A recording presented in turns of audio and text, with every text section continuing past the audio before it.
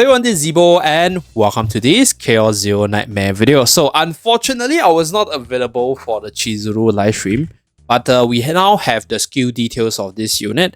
And in this video, we're going to talk about her skill set as well as her Epiphany upgrades and give our first impressions before you guys commit to her tomorrow. So first of all, let's run through the mechanics first, discuss about her cards, her partners, and then subsequently her Epiphany upgrades. So first of all, mechanics. Using the core starter card, apply the unique debuff Curse Shackles to enemy and then attack them to gain exclusive resources. So I'm assuming the exclusive resource refers to that bar beside the HP. So it's like, for example, if it's a quest, then it's like 000, 012, so on and so forth. So that's the exclusive resource. When you obtain the exclusive resource, you will gain a bind card, and every bind card you obtain will stack into a single card and become stronger. Okay? So it's a stacking card that becomes stronger. The more hits a card do, the more easily you can acquire the exclusive resource. Using the Tsukuyomi card, you can gain additional exclusive resources equals to the number of hits from your attack. So more attacks, more exclusive resources to a kid. Okay?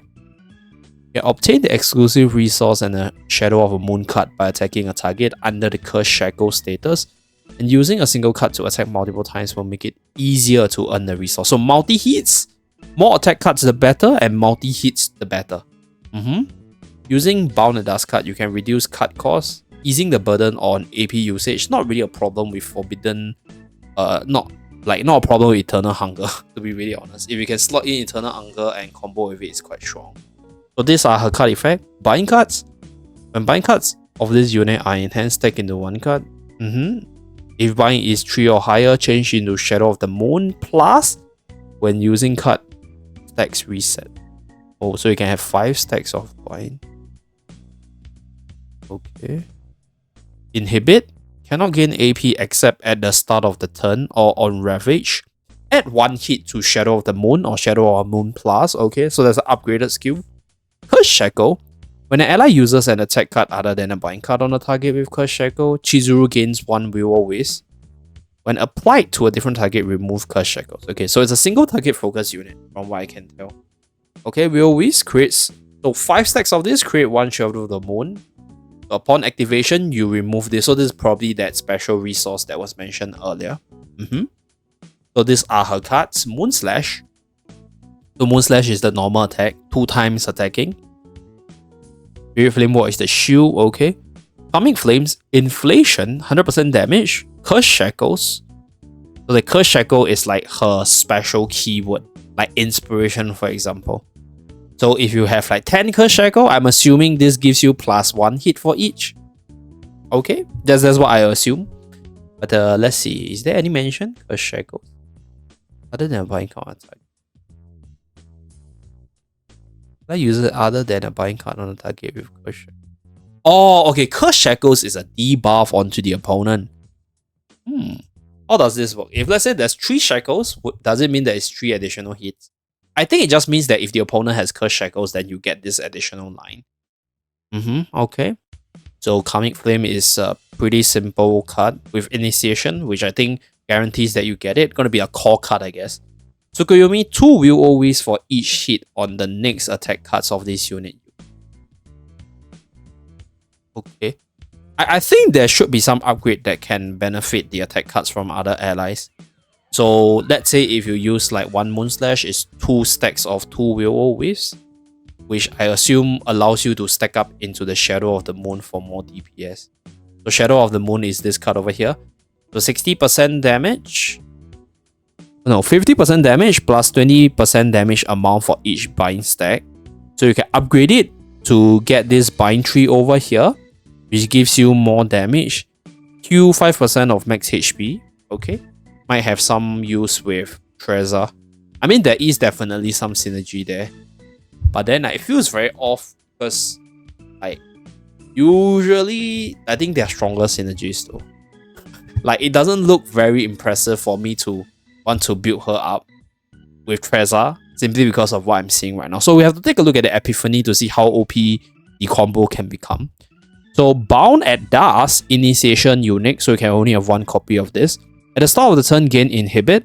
Decrease cost by 1 until random cards of other combatants are used. Okay, so this reduces the cost of our cards until you use other combatants. I mean, yeah, okay. So reduces the cost of all this so that you can spam it in one turn.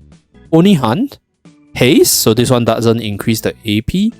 60% times 3 plus 30% damage amount to the next buying card. Okay. So next up, I went through the Epiphanies of this unit, at least the 4 cards that we have. And we're gonna base our analysis and first impression of these cards to discuss about the combo potential as well as the best ideal setup for this unit for the full combo cycle. So let's start with the first card, Karmic Fire. So Binding is the keyword known as Curse Shackle, so that's the debuff. When you attack the enemy, you get the debuff on the enemy for you to build your Will-O-Wisp. So first card increases damage, no, 150% damage. Yeah, so first card just increases the base damage. Okay. And then increases 1 hit. It's relatively weak. Second one, increase damage, reduce cost of the next card by 1. Okay. Third card increases damage further. And then you increase the damage by 100%. So this is a multiplicative buff. If it's increased by 100%, because Japanese is 100% 增加, so it's like 2 times damage. This is massive burst damage here. With the curse ability. The shackles. Binding, create 1 moonlight. So this one saves you on the moonlight. Shadow of the Moon is the moonlight that they are talking about. Yue Ying. Okay.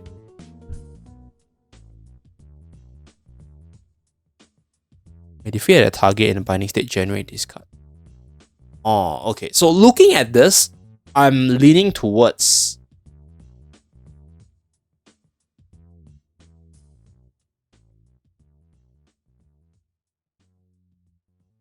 okay, because she does have some combos. I'm leaning towards either the first one being good, because the additional attack will actually build up the Tsukuyomi over here, or Will-O-Wisp, so you generate the Shadow of the Moon. I think the idea of this unit is to just generate a lot of Shadow of the Moon. So first one, second one is okay to just give you like this cost reduction and this additional hit for more of those Will-O-Wisp. But Karmic Fire 3 is actually big damage though, 300+%. 300+% is cool. Yeah.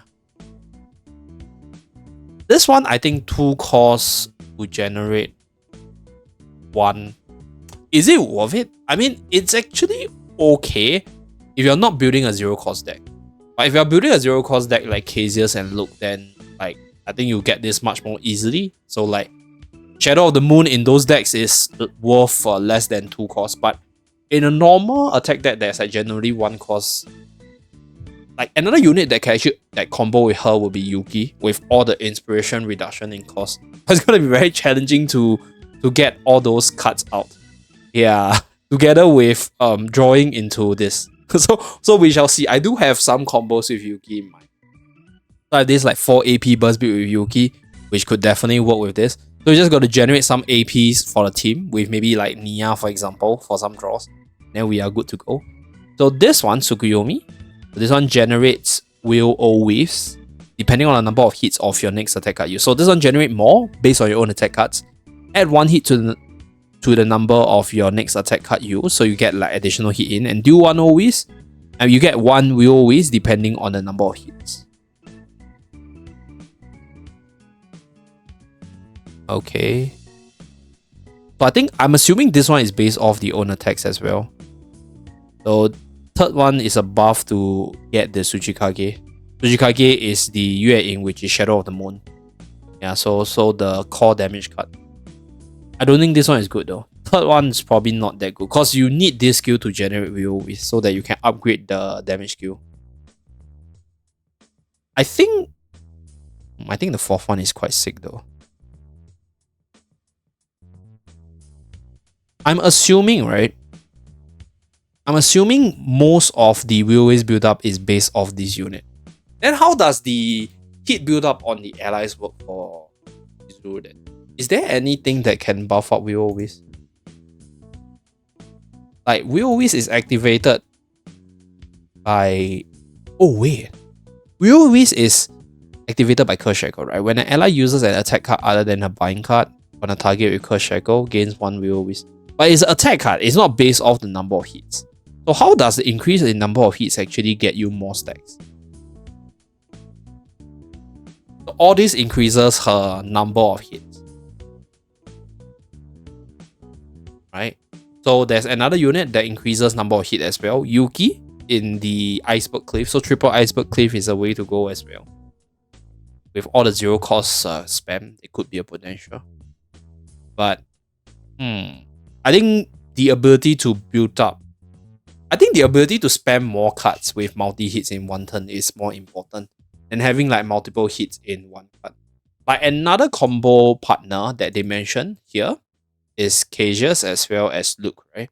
So Luke and Cages has this zero cost quest spam where you get a whole bunch of bullets off Luke's bullet generation ability, throw them all at the opponent because the bullets cost 0, and then you complete the zero cost quest for Cages multiple times, and then you get the attack card, and then it's also zero cost, you throw it at the opponent, and then Luke has this attack card that increases in the number of hits based off the attack dealt in one turn.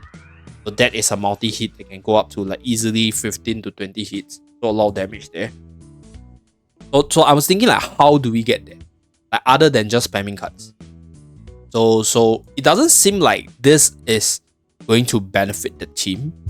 Like this only benefits her, at least based off the translation. So if any of this ability have this buff based off the attack hits of the allies, that's going to be quite sick. Probably the strongest one because you can synergize with other units.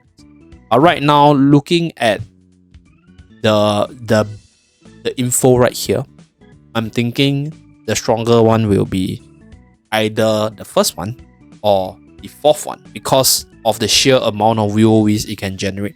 Let's say if I ideally have like 9 other attack cards, right? You get 27 Will-O-Wisp. Then we throw out the attack cards, then we get the Will-O-Wisp stack based off the bind onto the opponent because every attack card we use, we get the additional Will-O-Wisp over here because of the Curse Shackle debuff. So that's the most ideal situation, but I think it's going to be tough. Like, I don't even think you can get like 30 stacks of Will-O-Wisp that easily.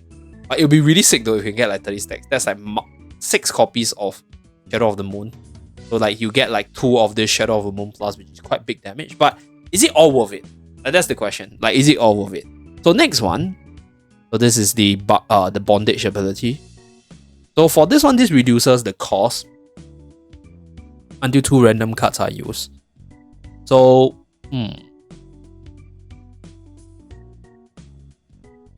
I think the first 2 should be strongest. So like from the looks of it, right? I think you might want to throw out her skill first to benefit from the reduction in cost, and then use your ally skill. And from all the attacks that you throw out, you're able to generate the Shadow of the Moon. And then you use the Shadow of the Moon as a finisher. So that is probably the idea of this unit. So like, I think the first 2 is probably the stronger for this unit. Because first 2 gets that you gain the restraint. So the restraint is the inhibit. Okay, so inhibit over here. So this one cannot gain AP at the start. And then unless you get like a hit on Ravage, you get 1 hit to Shadow of the Moon. This one gives you that additional damage. And then the more important one will be the reduction in cost. Yeah, so until 2 other cards are used. So this one is until 1 random card for other combatants. To be honest, if this wording is what it means right here, like until the next card of another combatant you use, then you just throw out Chizuru's card with the reduction in cost, and then you get that boost, and then you start throwing the allies card after that, so that you remove this cost reduction buff on yourself. Okay, so the third one and the fourth one doesn't look very impressive. 2 random cards is just 2 RNG base, right? 2 random initiative card is 2 RNG base. Although there are some good high cost initiative cards, but you need to draw into them, and then you need to proc 2 of them. If let's say you specifically build your deck around those cards, there is this possibility, but then that will make her feel more supportive by nature. So that's what I think about this 3rd and 4th upgrade. Last one increases cost of higher card by 2. I mean, if you're comboing with other units, either the units have the ability to generate attack cards that are low cost, like 0 cost, like Luke's Bullet, Kazia's attack cards, or have inspiration like Yuki, or maybe even Nia's cards, which are 0 cost. But Nia's cards are not attack, so Nia will probably be like a supporter to cycle through and benefit from Eternal Hunger, probably. Yeah, so that's for Twilight Bonds. Now for the Oni sword, the Oni hand over here has 60% times 3 plus 30% damage amount to the next buying card used. So it's this card over here. So 30% to this one. So increase in the Epiphanies right here. Okay. First one, 50% times 4 plus 40% damage. So ideal situation will be on the upgraded version. So this is 70 times 2 with the inhibit. So I think second one is just stronger, 60%. If your idea is to do a massive burst, then the second one is stronger. Yeah. This one gives you 60% times 5, 300%.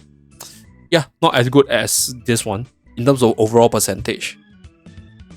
Okay. It now generates 2 Shin Moon cards, which reduces the cost, I think, so that you can spam. Upgrade. You increase the damage of the Shadow of the Moon, and then you get 3 Will-O-Wisps at the start of the turn. I think the second one and the first one is probably the big ones to look out for. Yeah, 60% I think is just way stronger with multi-hit on Shadow of the Moon Plus. So I think her general idea is that you use your Bound at Dust, right? You get that reduce in cost until one random card from other combatants are used. So you throw all your cards first, okay? And then you start using the allies card. But then, okay, but it does reduce the cost of the card. So Moonslash is 0/0. Yeah, so all your cards are actually spammable. So that will probably be the idea of how she's playing, right? I'm just making a guess, and then you get the Karmic Fire to get the Curse Shackles, and then Curse Shackles gives you the Will-O-Wisp stack when an ally uses an attack card other than a bind card on the target. So an ally, assuming Chizuru as well as the other allies, contributes to this Curse Shackle, you're able to stack up Will-O-Wisp and then get your Shadow of the Moon, and then once you get 3 copies of these, you get Bind 3 to get the upgraded version. So let's say if I can generate 30 Will-O-Wisps in one turn, that will be Bind 3 plus 20% damage amount for each bind stack, right? Because you can have up to, you have up to 5. Oh, bind stack. Okay. So 5 cards being generated. So that's 30 Will-O-Wisps. I think it's possible. I just don't get how Tsukuyomi will actually interact with the number of hits. Because like I mentioned earlier, Kazia's plus Luke has a easily 20 hit combo, right? Even Maylin plus Veronica has that Dragon's Fire ability that does multi-hit. So these are the really OP multi-hit combos. And then if you think about that combo direction, then Chizuru can potentially generate a lot of Will-O-Wisps and then a lot of Shadow of the Moon. But the thing is, I think there is a cap as to how strong she can become though. Because Shadow of the Moon still costs 1. And because you'll be using your other allies card, so this is the limiter because you have to use her own cards first, right? Before you have to use her own card to get that reduction in cost, because once you use the cards of other allies, then you don't get the cost reduction, and then you can't actually just spam Shadow of the Moon infinitely. So there is this limit, but there could be a potential where we just build a deck around Chizuru's attack spam, and then we just throw out Shadow of the Moon at 0 cost. There could be this possibility, but it's tough, based off the maximum number of cards you can put in her deck. So ideally it will still be to combo with other damage dealers. Yeah, so Trezor Ray definitely boost void damage, boost raw damage. And then you have a lot of daggers generated while you heal, and then you combo. So this is a turn 2 combo. Oh wait, no, actually turn 1. You can heal even at full HP. So this is good. This has the Kazia's plus Luke ability, which is able to do the 0 cost bullet spam. And then you have a lot of attack cards, and then that will give you the stack as well. And somehow Luke is able to generate 0 cost bullets, which contributes to this over here.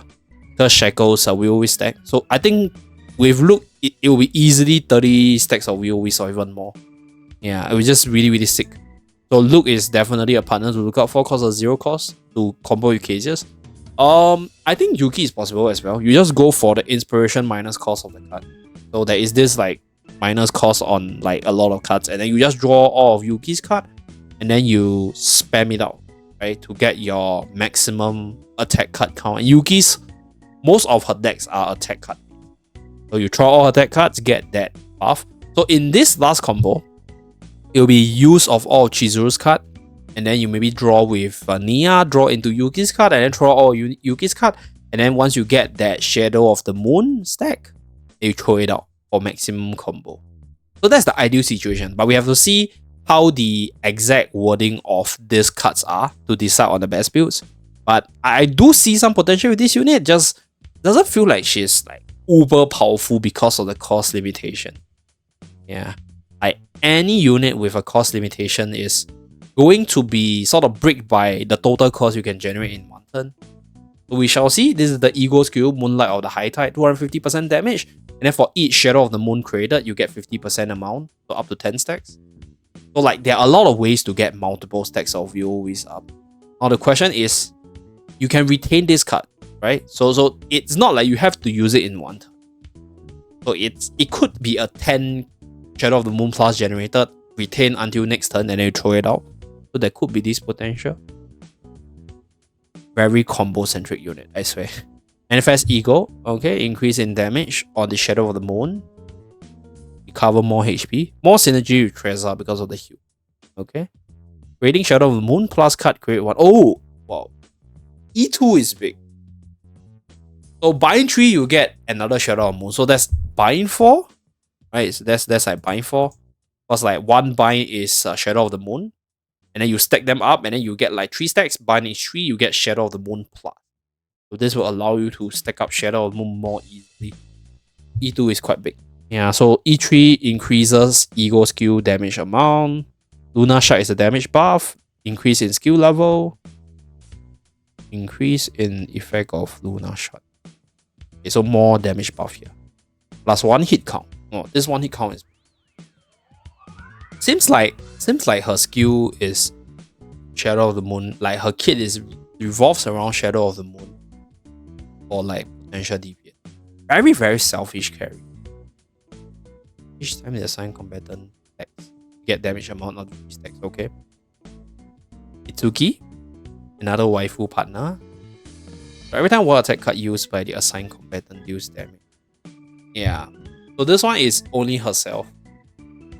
So yeah, very, very selfish unit. Although the Ego skill is big, 50% damage amount to attack cards of the assigned combatant. And we combine that with like all the WoE's generation, all the multi-hits from Moon Slash. Hey, this unit actually could be a big unit. Like a big burst in one turn. Yeah. Because Bound of the Dust makes like all her 1-cost cards 0, right? So it could be Bound at Dust, right? Tsukuyomi, Atomic Flame, Moon Slash, right? Or only Hunt first, and then Moon Slash, generate your Moon of Shadow of the Moon. Then you also throw the Shadow of the Moon because you're still under the cost reduction effect of Bound of Dust. So yeah, this unit is interesting. It's just how well can her combo cycle. So looking at the current meta, I do think that she could be a massive damage number beast with Meilin. So it just depends on how big her decrease in cost synergizes with other units. Yeah, what if I just depend on her as the main carry? That would be crazy if all her cards have this -1 in cost permanently. So there is this potential. We shall try it tomorrow. Let me know what you feel about this unit. Personally, I wouldn't encourage you guys to go for her because it feels like she's very combo centric to very specific units. So she's not as like easily slotted into any decks out there, right? And she's not as strong with maybe the likes of Veronica, which is a very standard unit in a lot of people's deck. And like even though you get this like really cool idea of 0-cost bullet spam, a lot of WoEs, but you need very specific deck builds to fully utilize the ability. So she's a very, I'll say like powerful unit if you have the crazy ideas, but it needs probably a lot of time to build up at a very specific niche deck. So I wouldn't recommend it for like the more casual, less hardcore, want an easy way out kind of unit. But I do see massive combo potential for this unit in terms of generating big numbers. So for those of you guys who are not sure, don't pull for her. She doesn't look like a must pull as of what it is right now. Her partner, I think, is okay. But her partner is, I would say, like, really binded to her. Okay, actually, no, her partner is actually really flexible. The thing is psionic. Who is a very strong psionic? Yeah, I can only think of Trezor. So, like, I think this partner can also work with Trezor. Because, like, one attack card use, this partner could be broken with Trezor because imagine you being able to generate a lot of daggers. The fixed damage amount together with the agony stack is actually big, to be really fair. And this 50% damage amount for attack cards for one turn. So you can do a Trezor massive burst with this partner. To be really honest, I think Itsuki, the partner, is more impressive than Chizuru, the unit. So if you're a Trezor main, this is an insanely powerful partner that you want to go for to put on Trezor, which is another psionic unit, to combo with the massive damage stack and the dagger spamming in general. But yeah, that's pretty much it for this. So Chizuru, not a mass pool, at least based on what I see. Very combo centric, very deck specific for maximum efficiency, but looking like a really fun unit if you can pull off the massive Shadow of the Moon cycle big damage output. So that's it for this video. Thank you very much for tuning in. Let me know about your comments as well as your thoughts on this unit. And I'll see you guys in the Chizuru pool stream tomorrow. Bye guys!